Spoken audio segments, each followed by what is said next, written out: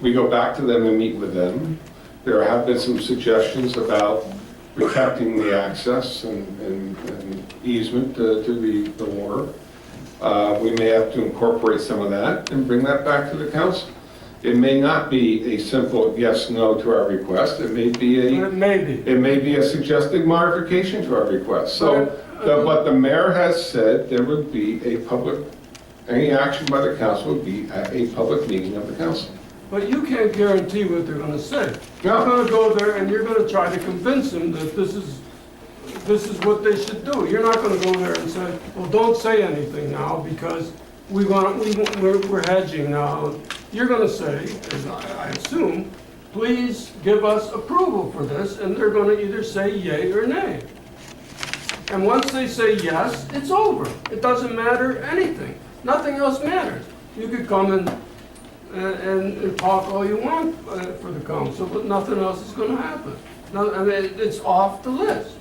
They take it off the list. I'm not gonna concede that. I don't know. I'm no fortune teller. I don't know. I don't know what's gonna happen. I'm sure. Listen, it was fine until somebody complained and said only kayakers should park here. That was not the intent. You knew So, this. excuse me, that was not the intent. We didn't worry about this until the first letter in 11, a follow-up letter in February, and then this November letter, which included Marine Park. So we have to act. Right, I understand, but I just don't see the clear path that after you meet with them, it's not gonna be a done deal. Unless you make, mayor or council takes a resolution before then saying that even if they acquiesce, you're not gonna want it off. Because otherwise it's off. It's their job to take it off, not yours. That's why you're going to them. Can't hear, the microphone's not on. Oh, I'm It serious. is, he has to talk into it. I said it's their job to take it off. Mr. Demento, we have DEP.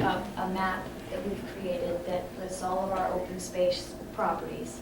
And we amend that map by resolution of the mayor and council. So if the property is determined that it may be removed from the open space inventory, we modify that map and we do that by resolution and we send the amended map to Green Acres. So you're saying the procedure is, even if they say, you're gonna assume that what they're saying is you may take it off. And then you're gonna pass a resolution to take it off if they Correct. say it's okay. Correct. So that's a guarantee, That's how we've done it in the past. but that's a guarantee for this one. Well, I see no way to, I have no reason to Well- believe otherwise. I mean, just because something's been done before doesn't mean it's gonna be done again, if you don't have to. I mean, people want assurance. Well, That's why so many people showed up. Who's representing everyone in the room? I think the reason everybody shows up is that it's been largely suggested that the reason we're doing this is we want to sell the property. That's not the intent. We have no It's never guarantee. been the intent. Right, but, people have that fear. I don't know if it's justified, I'm just saying people have that fear. And, all I'm saying is that if it happens without an official resolution from the council or a vote or something, when you go to that meeting, then people are really going to be suspicious. So if you guarantee now that even if they say you could take it off, you're not going to take it off until there's an official meeting, a council meeting and a vote, then I think that would help you.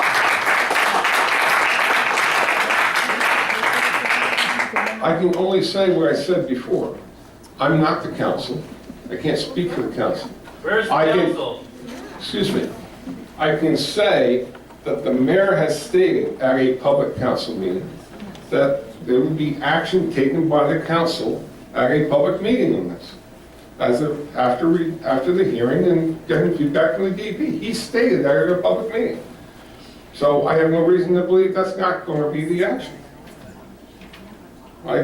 Listen, the one thing about the mayor is the mayor keeps his word. Thank you. Question? Comments. Question? Last question. Unless somebody has a question. Last question. Oh, now we got another question. I just want to point out that Laura Bagwell has a question. Back, right? Yes. Oh, okay, then Laura, and then, okay, go ahead. I just have a quick question, and that is, Can you state your address again? oh yeah, Tom Hanlon, 47 Waverly, Redmond. Okay. Another player down there, a competitor for parking space, certainly is the rowing club, but they're not part of the open space. Well, yes, DEP has said that the rowers can use that parking lot. Well, because they do. Because they're river people, and they're using the river. Well, in the past, they make pretty large demands on parking. I mean, they have these oversized trailers that fit, 30-foot shells and things like that, which is fine. I mean, they're nice people, it's a great sport and everything, but it seems as though we're talking about restricting space. It's a very large, there certainly could be a lot more parking, on-street parking there. I'm just wondering what's going to happen after this mythical, this fungible partition goes in. It seems like we're getting squeezed out of there. It really does seem that way. It does. I question the use that. So your question to me, or the. Well, my question is, what provision is being made for the rowing club? Where do they stand? I was not aware that the DEP said the rowing club could use it. They certainly use it a lot now. I don't have an email or correspondence or anything official in DEP saying that the rowing club that is located on our private property can use the Well, I do. launch or the parking lot. But, They do. but right now, there's no restriction. And if this stays on the Rossi, I don't see there would be a restriction. So I don't think there'd be a change. You don't see a restriction with respect to what? Restricting. I don't see that if Cindy's comments are correct, I don't see where use of the river, accessing the river by anybody would be restricted with regard to parking there, if she's correct. But I have nothing in writing from DEP about that. It would be interesting to me, at least, that if the town addressed, kind of like parking really large things like that. Yeah, it would be conjecture, but I think one of the concerns of the borough administrations in the past for not developing that is that there were deep restrictions on the library because the original plan in 1980 was to put parking behind the library, and other concerns with the site that didn't make it necessarily the best thing for a large marina such as Marine Park.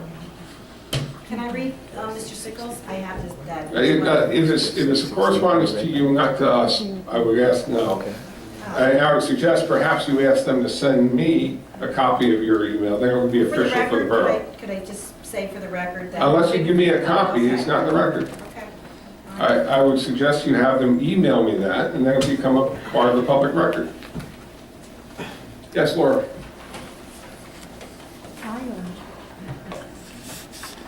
Thank you. Good evening. Laura Bagwell, 19 Leroy Place.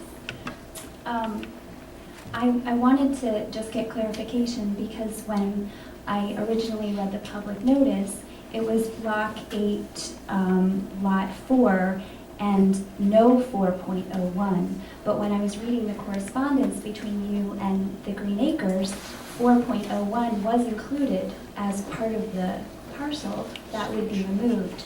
And it's my understanding that that is part of it's in the water most of the time, so it wouldn't be developed, but is that an error that it was not, or that was included, or? The properties in discussion are Block 8, Lot 1 and Block 8, Lot 4. Okay, so is there going to be any clarification to Green Acres that 4.01 is removed from the correspondence? Because I couldn't see anything in there revising that. This correspondence is exhaustive. I mean, Right, it is. it includes everything going back, into the 90s and 85. late 80s. So it references a lot of other lots in Okay. various correspondence, but the public hearing notice that was issued to the Asbury Park Press and posted is for Block 8, Lot 1, and Block 8, Lot 4, and those are the two properties in question. Okay, all right. And I wanted to find out, do you know when the Maple Cove lot was striped? Because I know it was like gravel at some point and then it was paved and striped. Just within the past few years? Yes. Okay. Restriped, it had been striped going Okay. back in history, but it, And the handicap spot, is that, I think a reasonable person would seem that the handicap spot right by the Cove would be intended for that person to gain access to Maple Cove. Is that reasonable to assume? No, because the use of the lot wasn't restricted to use of the code. The thought was, as you know or may know, the borough had been subject to complaints with regard to handicap access and handicap parking. And we had used that lot or that space at various times for handicap parking for river activities, fireworks and things of that nature. So it's felt, due to the configuration, that that would be a good place to, ADA have spaces ADA have to be spaces. relatively flat, and the lower portion of that lot is flat. You can't have a significant cross slope. Okay, so I will take that to assume that it's reasonable. The handicap spot would be for any kind of recreation, even fireworks or river access. Essentially, my point is, it's not to gain access to the library. They have a handicap spot right next to the library. There's federal regulations that require, based on the number of total spaces in a lot, you have to have so many designated handicap spaces, ADA spaces. So regardless of where your site, we deal with this problem in downtown all the time. You have a property that fronts on Broad Street, but there are parking lots in the rear, and there's not real ADA access to the front of the building, but yet they're still required to have a ADA space in the rear of the building. It's the same thing. Based on the federal regulations, you have to have so many. Well, I'm all for spaces. ADA. I work for legal services, and we advocate for the disabled. My point is, and my question is, why have a handicap space there if not for the purpose of having somebody with a disability gain access to the river, therefore recreational purpose, and therefore with the, I guess, assumption that this lot was intended for recreation and open space, and why not keep it on the Rossi? It's because of the cross slope. A cross slope is actually the grade of the roadway. So, it comes from a high point down to a low point. The lower portion of the parking lot is relatively flat, and there's minimum cross slope requirements that you have to meet. Okay. My only other question is, were parking fees ever collected at Maple Cove lot? I don't know. Yes. Yes. Okay. And was that money dedicated to open space use? I don't know. Would that be something we could get clarification on? I mean, Probably could. I mean, if we used it to plow, if we did collect money, but it was not a substantial amount, and we did maintain the lot, and we did plow the lot. And so I would imagine the amounts that we collected covered the cost of maintaining the lot, which is on the Rossi, so I guess it meets that criteria. Okay. Because that's part of I think the issue with Green Acres as well, is that any funds collected needs to be used for the open space.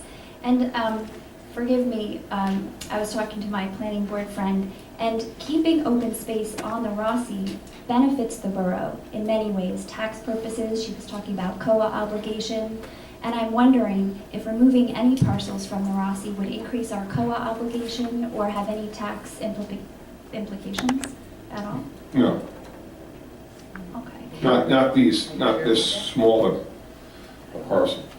okay. They're already tax exempt. So I don't, there's no, I don't see there's any tax implication. Okay. All right, thank you. Okay, no more questions? Comments? In the back, yes.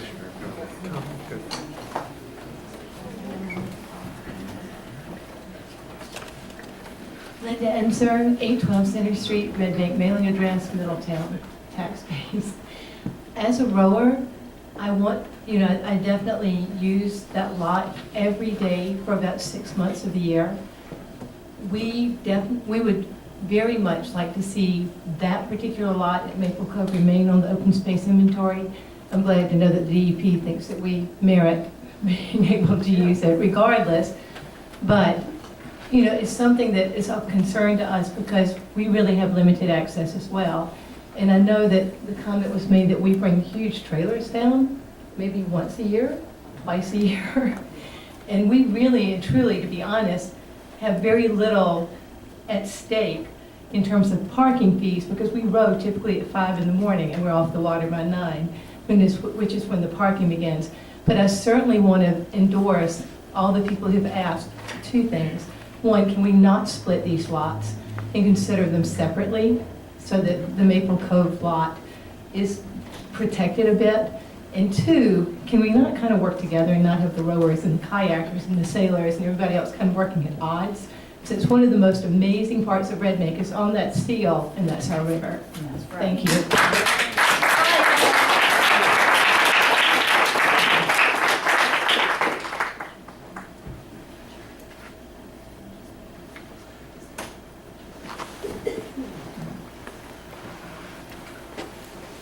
Leo Gasenica, 110 Locust Avenue.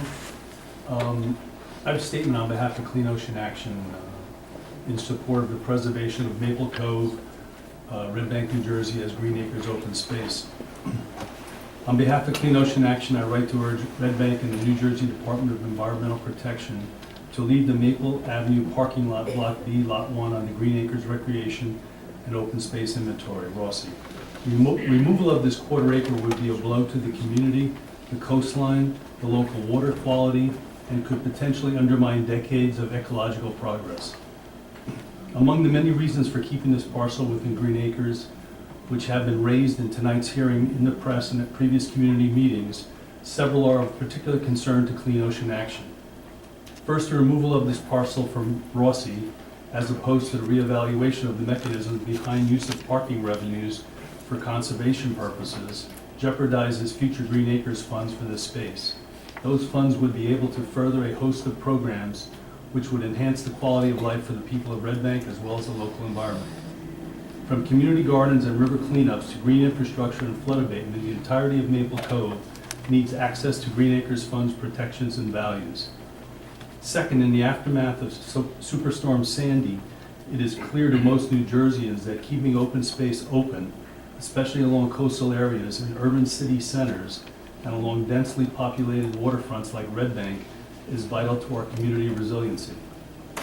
Third, bulkheading of waterfronts contributes to pollution of waterways since runoff from roads and parking lots will flow directly into the waterway and not be filtered by vegetation. Finally, bulkheading also improves increased habitat for species requiring hard structure for their life cycle, such as jellyfish. Increasing structure, warming temperatures, and pollution can combine and lead to imbalance of populations with significant ecological consequences. This has already occurred in the Barnegat Bay, according to Dr. Michael Kenish, PhD and expert on coastal bays, who stated that in the northern part of Barnegat Bay, an area almost completely bulkhead, the abundant hard structured developments right up to the water's edge gives the polyp stage ideal habitat to establish strong populations. These are just a few of the many reasons to support open space along our marine waterways. So signed by Sam Ziff, Executive Director of Clean Ocean Action. Thank you. Can you have a copy of that statement? Leo. We have a copy of it. Thank you. Next, in the back, in the beard with the glasses.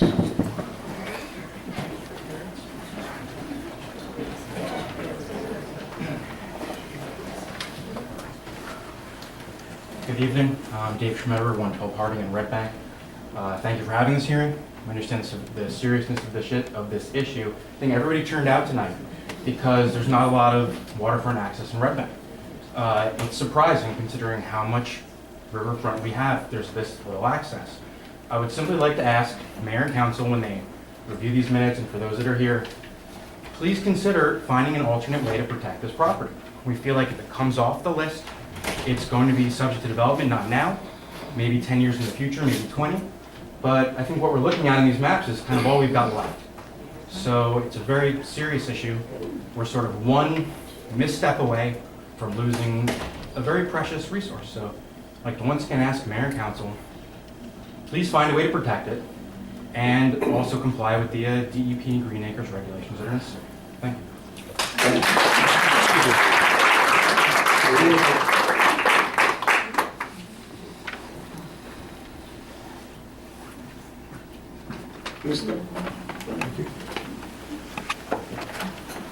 Stephen Mitchell, 104 Prospect Avenue.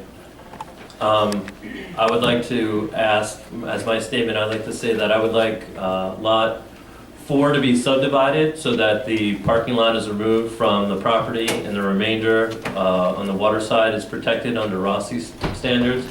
And I'd also like lot 1 to be entirely protected by Rossi protections and Green Acre funding. And if that's not possible, then I would like the properties to be deed restricted so that they would be held in by the government of Red Bank forever and never to be sold. Thank you. Excellent.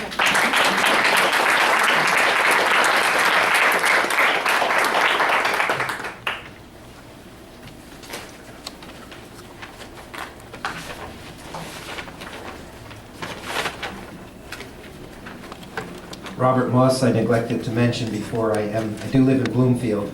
I'm here representing the Sierra Club. Preliminaries, the Sierra Club is opposed to removing parking lot on lot 1 from the Rossi. We're not taking a position on the one for the library, lot 4.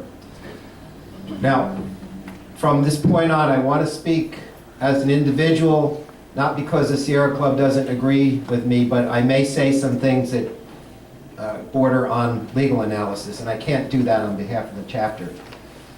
I want to clarify the word park. It's very unfortunate we got to this point and wasted a lot of time on the use of this word. The Green Acres, the Green Acres regulations define parkland in a way that's not everyday usage. They define it as essentially Green Acres encumbered open space. And it doesn't have to have park benches, it doesn't have to have a playground, it doesn't have to have picnic tables, it doesn't even have to be open to the public because the purpose can be conservation and you could have endangered species habitat. So, as a legal statement coming from me personally, the use of the word park in any of the communications from DEP has no bearing on the merits of this application or what they think it should be done. That's not how they decide. So I regret that so much time was spent on that.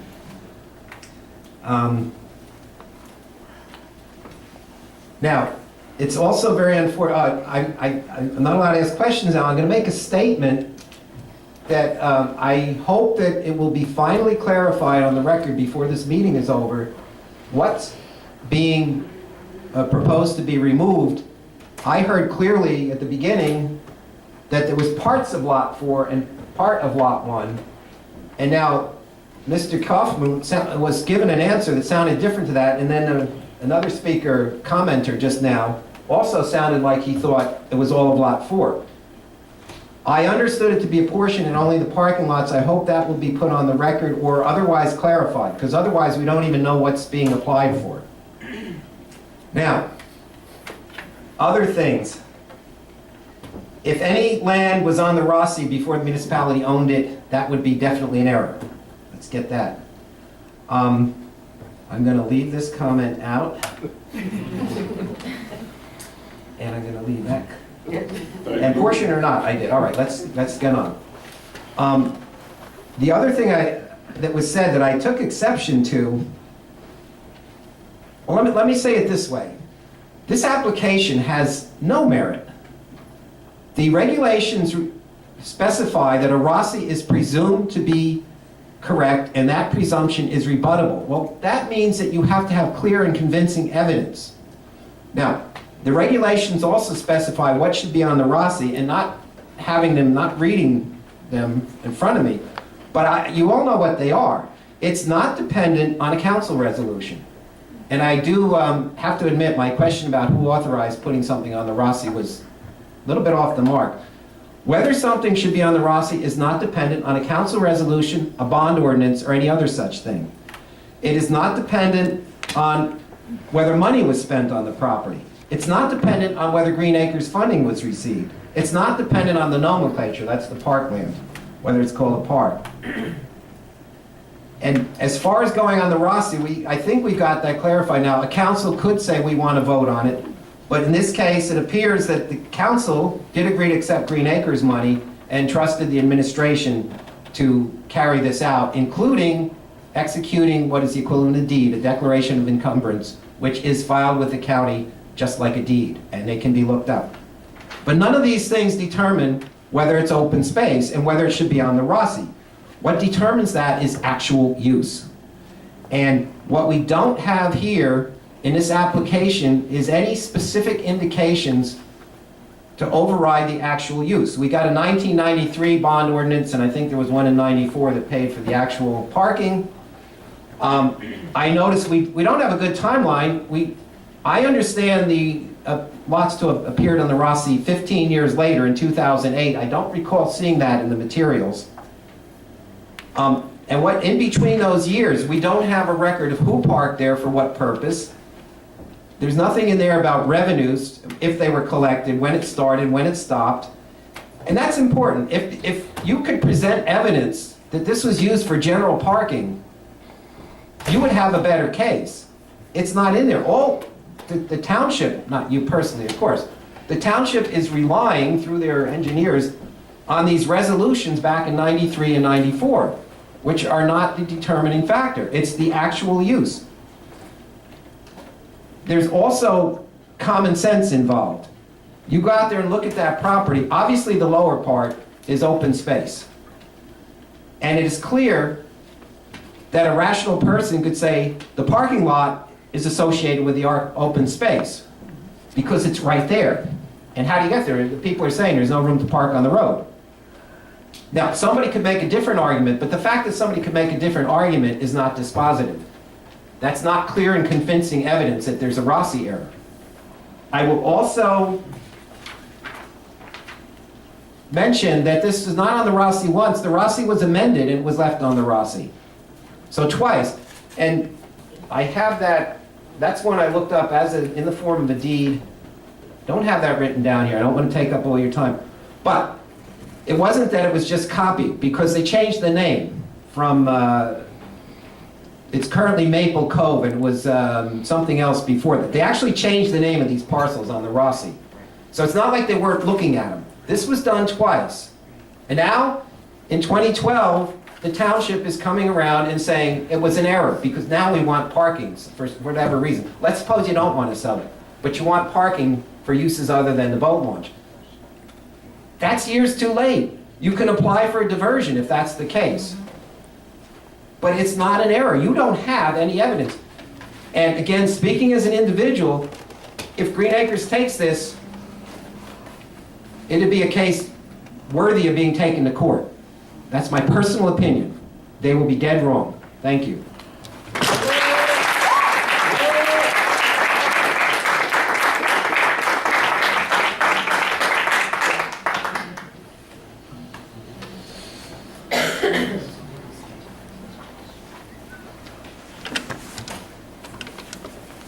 Joshua Bruce, 63 Oakland, Red Bank. I just want to say a few words about the Cove. The Cove has been in Red Bank for I don't know how many years, as long as I've lived here. And I've grown up in this town, and if there's one thing I want to see stay, it's the Cove. It's a natural habitat to dozens of animals. I've seen groundhogs scurrying through there, and if you just sell the Cove, some huge landowner is going to come through, and he's going to demolish the entire area, and he's going to stack a line of condos there. And where are all the animals going to go? They're going to be gone. And there's going to be no access for kayakers. Like, I go kayaking there every single year with my friends every summer. And I just don't want to see that place be lost to someone who's just going to tear it down. So it's not, I don't even park there. I don't even drive. It's not about the parking space. It's about the area that's right next to it. And if you're going to let that place go, I want you to look inside yourselves and, think about, is this economically, is this financially right, or is this morally right? Thank you.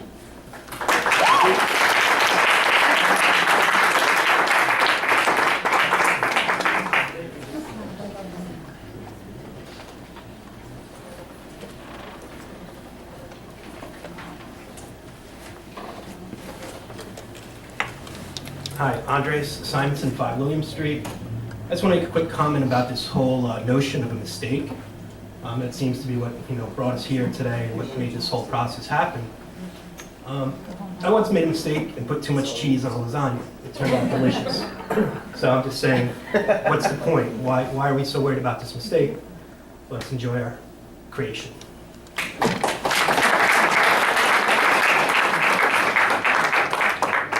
Red shirt, glasses, Charlie.